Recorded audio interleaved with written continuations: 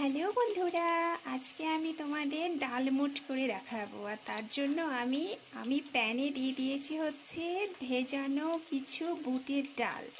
ভিজিয়ে রেখেছিলাম একটু শুকনো করে নিয়ে, তারপর আমি এগুলোকে সাদা তেলে ফ্রাই করছি। তো ঠিক আছে বন্ধুরা, আমার এই মুট ডালটা দেখার জন্য তোমরা আমার এই ভিডিওটাকে like, share, comments and subscribe করতে ভুলবে না। তো দেখতে থাকো আমার এই ডালমুট।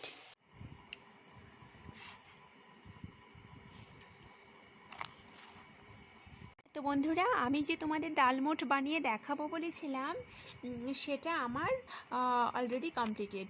কেন কি আমি যখন ভিজিয়ে রেখেছিলাম বুটের ডাল, তারপরে তোমার বাদাম, এইসবগুলো যখন ভিজিয়ে রেখেছিলাম তখন তুলে রাখার পর আমি একটুখানি ওতে কিছু হালকা মশলা এবং লবণ তাতে আমি একটু মিশিয়ে দিয়েছিলাম। তারপর ওগুলোকে একটু শুকিয়ে যাওয়ার পরে ওগুলোকে আমি ফ্রাই করে নিয়েছি। তো ফ্রাই করার পরে দেখো এইভাবে একদম দোকানের মতো আমার ডালমুটগুলো রেডি হয়ে গিয়েছে। দেখো তোমরা, বাদাম, তারপরে এই যে বুটের ডালগুলো খুব সুন্দর হয়েছে। দেখো, এই দেখো এইরকম আওয়াজ হচ্ছে, খুব সুন্দর হয়েছে। তো বন্ধুরা, তোমরা একবার করে বাড়িতে এই ডালমুটটা ট্রাই করে দেখো।